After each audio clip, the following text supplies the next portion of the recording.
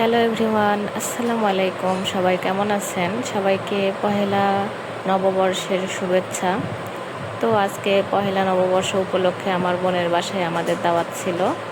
তো সেই জন্য আমরা সুন্দর করে রেডি সেডি হয়ে আমি লাল শাড়ি, সে সাদা পাঞ্জাবি পরে আমরা আপুর বাসায় রওনা দেই। তো আমরা বাস থেকে নেমে একটা অটোতে চলে যাচ্ছি। অবশেষে আমরা বাসায় চলে আসলাম। তো এখানে আসার পরে আমার আরেকটা চাচাতো বোন, ভাইয়া, ওনারাও এখানেই থাকে, এই জন্য ওনাদেরও আসতে বলা হয়েছিল। ওনারা আসার পরে আমরা প্ল্যান করলাম, ভাবলাম যে একটু বাইরে থেকে ঘুরে আসি।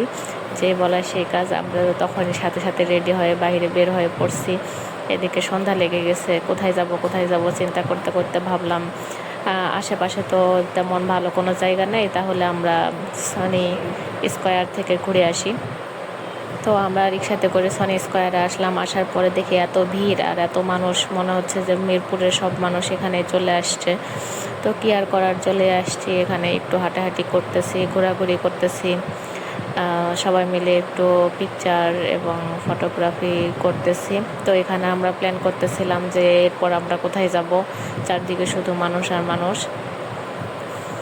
তারপরে এখানে একটু ঘোরাঘুরি করলাম। এখানে অনেক সুন্দর সুন্দর জায়গা ছিল, ওইগুলো খুঁজে পাচ্ছিলাম না, যে ওখানে একটু ফটোশ্যুট করতাম আর কি।